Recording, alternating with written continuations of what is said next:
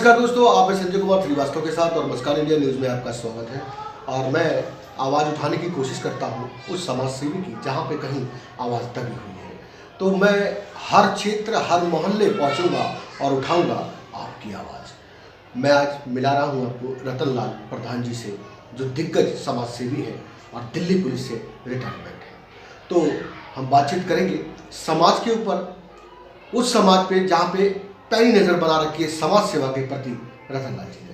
तो ये बात कराते हैं प्रधान जी से। बहुत बहुत स्वागत है प्रधान जी हमारे मुस्कान इंडिया न्यूज़ में, और दर्शक आपको देख रहे हैं। तो एक बार पूरा परिचय बताइए आप। नमस्कार, मेरा नाम रतन सिंह है। मैं दिल्ली पुलिस से सब इंस्पेक्टर रिटायर्ड हूँ और यहाँ संस्कार रेजिडेंट वेलफेयर एसोसिएशन का प्रेसिडेंट हूँ, प्रधान पद पर काम कर रहा हूँ। तो क्या आप दिल्ली पुलिस में जुड़े थे जब से ही इससे जुड़ाव हो गया था समिति से, या फिर अब हुआ? नहीं, ये दिल्ली पुलिस की नौकरी के दौरान हमारा PPR 14(4) ये कहता है कि कोई भी पुलिस अफसर राजनीति में भाग नहीं ले सकता जी। ये हमारे ऊपर बंदिशें होती हैं सर्विस के रहने के दौरान। जी जी जी जी। जैसे कि मैंने बताया कि PPR 14(4) जो पंजाब का पुलिस रूल है उसके हिसाब से हम किसी भी राजनीति में भाग नहीं ले सकते।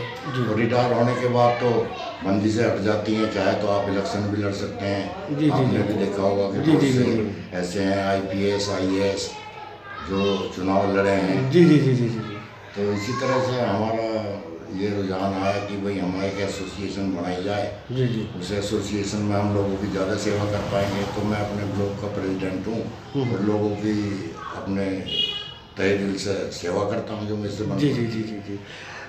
प्रधान जी, क्या लगा उस टाइम पे कि आप जो है दिल्ली पुलिस से रिटायर हुए, कोई बिजनेस भी कर सकते थे, कारोबार से भी जुड़ सकते थे, समाज सेवा ही क्यों? समाज सेवा ये देखा कि सुल्तानपुरी जो है ये लो लाइफ एरिया है, यहाँ ज़्यादातर क्राइम बहुत ज़्यादा है। जब मैं यहाँ पर आया था शुरू में मकान बनाया तो मैं खुद ही ऐसे लोगों से मेरी भिड़ंत हुई जो कुछ अपने आप को ये समझते थे कि कानून व्यवस्था के नाम पे कुछ नहीं था। जी जी जी। इन लोगों को धीरे धीरे पता चला भाई एक पुलिस वाला आता है तो 10 आदमी उससे सुधर जाते हैं। जी जी जी। तो इसी तरह से समाज सेवा की भावना मेरे मन में आई कि इस पद से जुड़े रह के मैं हम सही से समाज सेवा कर सकते हैं। मैं अकेला नहीं, हमारी संस्कार रेजिडेंट वेलफेयर एसोसिएशन में 12 पदाधिकारी हैं कुल मिला के। जी जी जी। बाकी कुछ सलाहकार भी हैं। बहुत बढ़िया, बहुत अच्छी बात। मूल रूप से अपनी समिति को किन मौलिक अधिकार का संविधान मिला हुआ है, क्या क्या समाज में देखते हैं समिति द्वारा? समिति द्वारा तो जैसे निर्धन कन्याओं का विवाह करवाना, जैसे गरीबों की मदद करना, निर्धन कन्याओं का विवाह करवाना, अपने ब्लॉक की देख रेख करना, जो कोई काम न करे हॉर्टिकल्चर वालों से काम कराना, पार्कों की देख रेख। अगर निगम पार्षद नहीं करता जो निगम पार्षद को फ़ोन करके कह देना भाई आप हमारे यहाँ सफाई नहीं करना चाह रहे, सफाई कर्मचारी नहीं आते। जी जी। उद्यान विभाग उनके अंदर आता है, सफाई कर्मचारी भी सारे उनके अंदर आते हैं। और ये आपका NDPL है वो भी उन्हीं के दिल्ली सरकार के अंदर है। तो एसोसिएशन के यही काम है प्रधान होने के नाते कि जो सरकारी कर्मचारी सही ढंग से अपना काम नहीं कर पा रहा जी तो हम उन पर प्रेशर बना के अपने तरीके से एक जिम्मेदारी नागरिक होने के कारण काम करवा लेते हैं। जी जी, हम अपना काम बखूबी उनसे करा लेते हैं। बढ़िया, करना ही पड़ता है। बहुत बढ़िया। मैं रतनलाल जी बात करूंगा कि अगर आज आप प्रधान हैं, ठीक है, आपकी बहुमति अच्छी है, आपकी छवि भी अच्छी है, लोग अच्छी तरह जानते हैं और परिचय भी है और समाज सेवा पे आप ध्यान भी देते हैं। कल अगर किसी पार्टी से जुड़ते हैं और निगम पार्षद या MLA विधायक बनते हैं तो आपको कौन सी कमियाँ सुल्तानपुर में ऐसी लगती है जो सबसे पहले आप उस पर ध्यान देंगे? सुल्तानपुर में सबसे पहले कमियां तो यहाँ सड़कों की हैं। जो हमारे जो वर्तमान विधायक हैं वो भी काफ़ी कोशिश कर रहे हैं, लेकिन उतना यहाँ मुद्दा क्या है कि वो कहते हैं कि हमारी MCD में सरकार नहीं है। अब आप इसी पुल को ले लीजिए, ये फ्लाईओवर जो बन रहा है ये दिल्ली में इतना विवादास्पद फ्लाईओवर आपने कहीं नहीं देखा होगा। इसको लगातार 12 साल बनते हुए हो गए। बहुत इसका रिकॉर्ड जो है ना वो गिनीज बुक ऑफ वर्ल्ड में दर्ज होगा। जी जी जी। इससे लोगों को इतनी परेशानियां हैं कि हम लोग नांगलोई हमारे बच्चे शॉपिंग के लिए नहीं जा सकते। जी जी। पूरा हमें पीरागढ़ी घूम के तब नांगलोई जाना पड़ेगा। पर उस पर भी जाम लगा रहता है घंटों का, क्योंकि वहाँ पे सारी पब्लिक टूट पड़ती है। इतना जाम है आप जानते हो। जी जी जी। फ्लाईओवर भी टूट गया था मंगोलपुरी मछली मार्केट के पास। जी जी जी। तो बहुत ज़्यादा ऐसे लोगों को दिक्कत हुई थी। चलिए रतनलाल जी, मैं बात करूंगा, आप दिल्ली पुलिस में हैं तो आप बेहतर बता पाएंगे कि लोग बड़े आसानी से कह देते हैं, हमारे ऐसे मीडिया वाले भी कह देते हैं कि पुलिस प्रशासन सुस्त, शायद शहर के अंदर का कानून व्यवस्था ठीक नहीं। क्या लगता है कि दिल्ली पुलिस की कुछ मजबूरी होती है या फिर वाकई में कोई ना कोई एक कारण होता है? दिल्ली पुलिस की अपनी मजबूरियां भी होती हैं। तो चूँकि मैं पुलिस में रह चुका हूँ, मुझे ये पता है कि जो हमारी स्ट्रेंथ होती है, जितनी नफरी हमें चाहिए थानों में उतनी नहीं मिल पाती। फिर उसके बाद एक्स्ट्रा ड्यूटियां हैं, नाइट की ड्यूटी है। लेकिन मैं ये ज़रूर कहना चाहूँगा कि मैं खुद पुलिस में रहा हूँ कि अगर पुलिस अफसर चाहे, बीट कांस्टेबल सख्त चाहे, थाने के SHO साहब ये चाहें कि क्राइम रोका तो नहीं जा सकता, बिल्कुल, लेकिन नशाखोरी को अंकुश जरूर लगाया जा सकता है। ये मैं दावे के साथ कह सकता हूँ। बहुत बढ़िया, बेहतरीन बात कही आपने। मैं जानना चाहूँगा कि आप दिल्ली पुलिस में भी हैं, प्रधान भी हैं और जो है समाज सेवी भी हैं, और हर घर से जुड़े हुए प्रधान जी समस्या जब समाज देखते हैं सब समाज सेवा भी करते हैं। मैं जानना चाहूँगा हमारे नौजवान पीढ़ियों के लिए क्या संदेश देना चाहेंगे? नौजवान पीढ़ियों के लिए संदेश यही है कि सबसे पहला तो शिक्षा की ओर अपना ध्यान दें और दूसरा नशाखोरी से दूर रहें।